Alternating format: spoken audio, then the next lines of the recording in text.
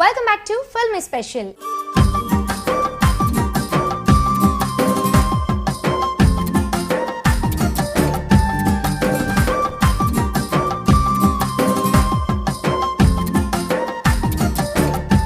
గతంలో కూడా చక్రి గారు వంశీ గారు చక్రి గారి కాంబినేషన్లో చాలా సినిమాలు వచ్చాయి. అవి కూడా మ్యూజికల్గా చాలా సూపర్ డూపర్ హిట్ అయ్యాయి. ఇప్పుడు సరదాగా కాసేపు కూడా మ్యూజికల్గా చాలా మంచి హిట్ని సాధించింది. సో మీ ఇద్దరు కాంబినేషన్, మీ ఇద్దరికి మధ్య ఉన్న అనుబంధం ఎలా ఉంది? ఎవరు మ్యూజిక్ డైరెక్టర్ అయినా నాకు మంచి పాటలే వస్తాయండి, అదేదో తెలియదు.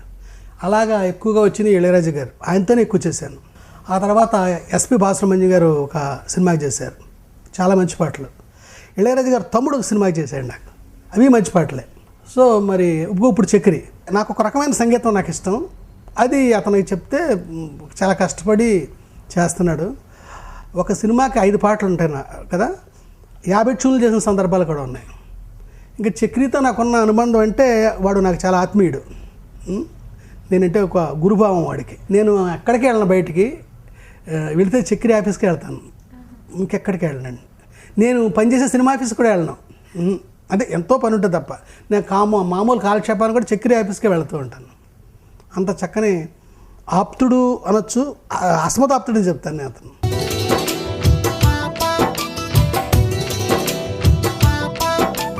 వన్నెల చిలకల వెన్నెల తునకల నవ్వుతూ కిలకిలా ఉంటుందా, పచ్చని వెలుగులా పచ్చని గడపల ముచ్చపు చినుకులా ఉంటుందా, మదిలో మెదిలేమైన మనసు గెలుచుకోనా, ఊహల రెక్కల పైన తనని కలుసుకోనా, లైటింగులవి చేసేసి కన్యరాసి తీగలాగా సన్నగుందో, కాల్చిపల్లాంటి కళ్ళు రెండు తిప్పుకుంటూ కాస్త బుద్దుకుంటదేమో, ఇంకెంతసేపు చేయాలి భజన, తొందర పడకు సుందర వదన, ఆలోచిస్తే బాగున్నది సరదాగా కాసేపు.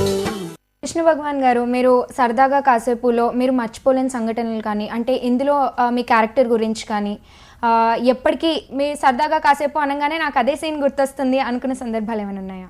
అనుకునే సందర్భాలు అంటే మామూలుగానే వారి సినిమాల్లో నాకు డిఫరెంట్ క్యారెక్టర్స్ మిగిలిన సినిమాల్లో చేసినట్టు కాకుండా షాక్ అవ్వడం అది ఉందంటే మామూలు షాక్లా ఉండదు. గిరగిరగిర తిరగటం, ఒక చోట ఆగటం, ఇలా కొంచెం కొత్తగా ఎవరో టచ్ అయింది, కొత్తగా ఉండాలనే ఉద్దేశంతో చేసేవే మొత్తం అన్నీ జరుగుతుంటాయి. ప్రతి సినిమాకి నాకు అలాగే జరుగుతాయి.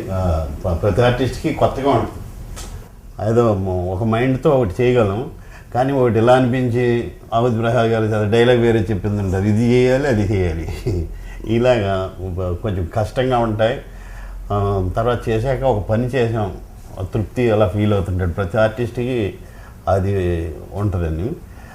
ఇకపోతే అన్ని సినిమాలలాగే ఈ సినిమా కూడా సరదాగా కాసేపు కాకుండా సరదాగా చాలా ఎక్కువసేపే గడిపాము. ఫస్ట్ నాకు మహర్షి సెలెక్ట్ చేసినప్పుడు ఒక 2 టేకులు తిన్నా, 3 టేకులో కొత్తవాడిని. అప్పుడు ప్రొడ్యూసర్ గారితో ఈయన అన్నారు, మంచి స్టేజ్ ఆర్టిస్ట్ అండి కృష్ణ భగవాన్ అని. స్వామి ఆయన ప్రొడక్షన్ ఆయన అక్కడ ఉండి, ఇప్పుడు ప్రతి సీన్కి స్టేజ్ వేయలేం కదండి అలా. అలాంటి ఇన్సిడెంట్లు రోజు కూడా జరుగుతుండదు వంశీ గారి షూటింగ్లో. సో మీ ఇద్దరు కాంబినేషన్లో షూటింగ్ జరిగినంతసేపు అక్కడ అందరూ నవ్వుతూ ఉంటారనమాట. అందరిని నవ్వించేది ఆయనే కాదు.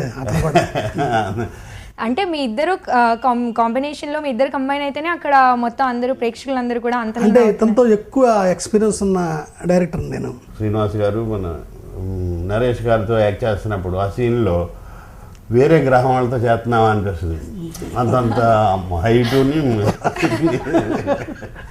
వాళ్ళు ఇప్పుడు పొడుగు ఎక్కువ ఇద్దరు భూజులతో కర్రలా ఉంటారు. వాళ్ళిద్దరు తలెత్తే యాక్ట్ చేస్తుండాలి మేము. అలాగే నరేష్ గారితో చాలా సినిమాలు చేశాయండి, శ్రీనివాస్ గారితో ఇదే ఫస్ట్ టైం కాంబినేషన్. నిజంగా నువ్వే అమెరికా నుంచి వస్తే టకా 2 ముక్కలు ఇంగ్లీష్ లో మాట్లాడు. You know Kingfisher airlines, Indian airlines, Deccan Chronicle and times of India and Hindu daily reading 2 times. యో యో యో.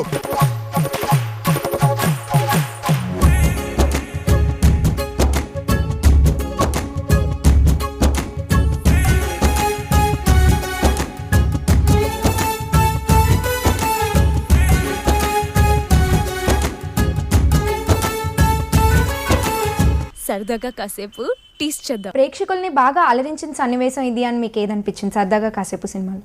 అలరించని సన్నివేశం ఏదైనా అడిగితే చెప్పొచ్చేమో కానీ అలరించినవి అంటే అంతా బాగుంది కాబట్టి సరదాగా ఎక్కువసేపులా ఉంది ఈ సినిమా. అయితే